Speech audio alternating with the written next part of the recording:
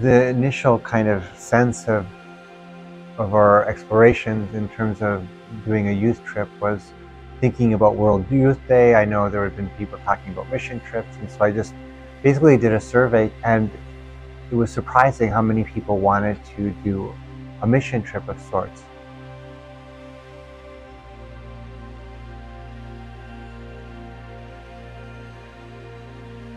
When I heard about this opportunity, I thought, here's my chance.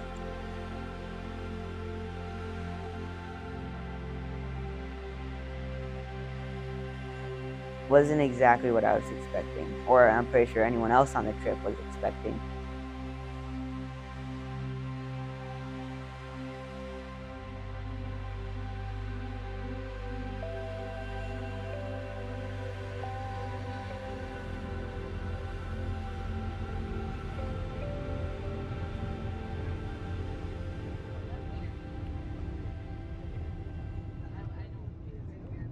When we arrived to Chimbote and to the mission, we had traveled for a long time. It was a surprise. I don't think any of us were expecting that when the doors opened and our bus pulled in to see all the people standing there holding the signs with our names on them, and the band playing and people dancing, and then when we got out of the bus, how we were immediately welcomed, and hugs and dancing with us and everything. It was pretty cool. It was a fiesta. It was fun. It was like my sister's quinceañera, but put on a whole nother level. It brought a smile to everybody's face, and you can even see that through our photos and stuff, how we felt special just coming off that bus.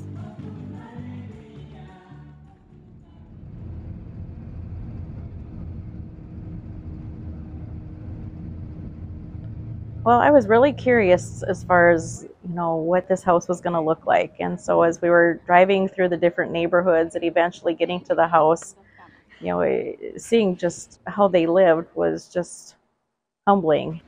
The home, it was a dirt floor with just legit plants woven together to make walls and stuff. I was grateful for the house I had back at home. I just can't imagine living like that all the time. It was, I don't know, I just felt bad knowing that I have all this stuff and this family almost had nothing. I was excited to meet the family because that was such a big part of why I wanted to go, was just to see what it was like to really live in the culture and experience, what life must be like for those people. So to get to be with them and in their home and see how they actually lived was interesting. I was expecting the kids and the family kind of to get emotional, and I think they were more on the excited side of it, that they were excited for the next chapter in this taking advantage of them getting a new home. And so it was a beautiful gift to be able to provide something better for them. We had opportunities to also experience other things besides just building the house. I had an opportunity with Autumn and Colleen to basically enter into a young family's home.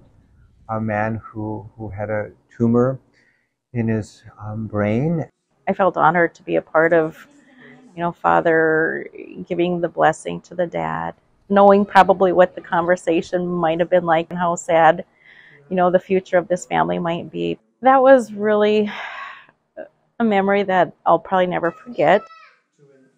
There was a group of us that was able to deliver a wheelchair. There was a mother who had 3 handicapped children, and so we were able to come and deliver a specially crafted, made wheelchair for them.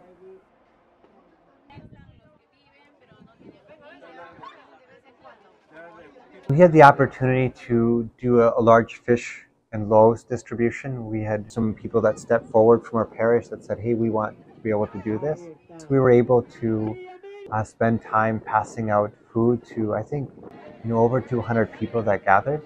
First, I read from scripture, and then we proceeded to hand out bread, and then they bought the fish, I assume, that very day. So I just remember pulling into this area where seeing all these people who were obviously waiting for us. They had been notified that we were going to be there to do this and to help get it all set up and seeing everybody be so gracious. You know, we got to see one by one the faces coming forward as they came up to collect their fish and their bread, and just seeing their eyes and hearing their thank yous to us. That was really neat, being so face to face with poverty. What seemed like a little to us probably seemed like a lot to them. I don't think that the distribution took more than 30 minutes to hand out food for over 300 people, which it went so fast and it was very organized and in sync, but I still feel like there's always more you could have done. Knowing that family or those families were able to at least have a meal for that night, or if not a couple meals off of that, it felt good. It truly felt like we were giving back. I was handing out bread. Brayden, I was at the table with him, he would hand them the fish and I'd give them the bread. At first I thought it was just a piece of bread, but no, it was the bag of bread. And then after we finished our line, I got a pair of gloves, and they were both right-handed gloves. So one hand was like reversed. I took Aurora's job because she didn't want to touch the fish, so I just handed out fish at the end. After the fish and loaves, I had a soccer ball and I got a group, and we played a game of soccer and then some volleyball. And we met this one kid, Karels. He is so sweet. He makes my heart melt. And then I want to assume it's his brother or his buddy, Franco. They were both so cute and sweet. I got dogged on. I'm so bad at soccer.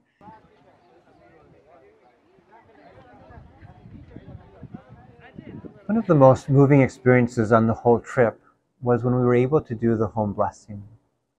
This means that we had finished the house that was ready for the family to move in. And it was an opportunity just to call upon the Lord's grace to bless that home. It would be a good dwelling place for the family. And so it was an opportunity for us to, in a sense, give over the gift of the home to the family. As we had finished up the house and had the opportunity then to go through there, walk through there, do the blessing, it was neat to see. The family had picked out vibrant colors, and so it was very colorful. It was very beautiful to see the beds in place. It was just really a tremendously neat experience to know, having seen, the home before we did the tear down, and what kind of conditions things were in, what kind of conditions the beds were in, and that type of thing, and to be able to give them, a new home and new furnishings was really marvelous. I was shocked to see how everything had come together and how nice everything looked, and to be a part of the blessing, to see the family all united there, just being able to go through that process of, what this new home was going to mean to them, and watching Father walk around to each of the rooms, sprinkle the holy water with the blessings, was a great symbol of this transformation that this family was now going to have. It was a tearful experience. I know that the family, shed tears. We shed tears. And it was an opportunity to just be utterly grateful to God, just for the opportunity to help, the opportunity for them to receive, and the opportunity to know one another and be a gift for one another. So there was also this opportunity for us to give them gifts that we had brought. And so that was just a beautiful experience to be able to also, at that time, to hand over different things. Just seeing them, like their reaction on their faces, they were like lit up when they got the stuff. Like they were so happy. When I pulled stuff out, stuff that here I wouldn't really care much about, they were so happy. They got happy over the little things. I remember very particularly when out of our stash of stuff that we had brought, we had a hammer and a tape measure. And the father of the family, who works some in construction, just came alive. His eyes just lit up, because everything else was for everybody else, it seemed, but this was like something that he could really use. And so that was a special gift to him, and I think a special gift to all of us, as we saw just kind of his excitement and his appreciation with that. That was fun, and fun to know that we were making a difference, and we were contributing to, making their lives better for themselves. A trip like this is impacting for everybody who goes. I certainly remember my first experience, and just life has really never been the same since. I look at things very differently, I think, through the eyes of the poor in many ways. I would love to go back someday. It was something that, helps remind us of what's really important. I would definitely go back and do another mission trip, whether that's in Peru or a different third world country. With this nature of a trip, there's a tremendous amount of travel, but it would be certainly a gift to be able to return again, whether that's soon or later. It's completely in the Lord's hands. If you've ever kind of pondered in your heart, or in your mind, like, oh, I should do some kind of a mission trip, I would definitely recommend it. There's such an expanding of our very lives as we encounter other cultures, as we encounter the poor in particular.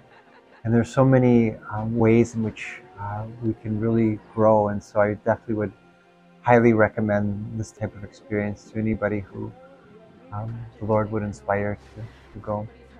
Maybe the day will come, we'll travel there again.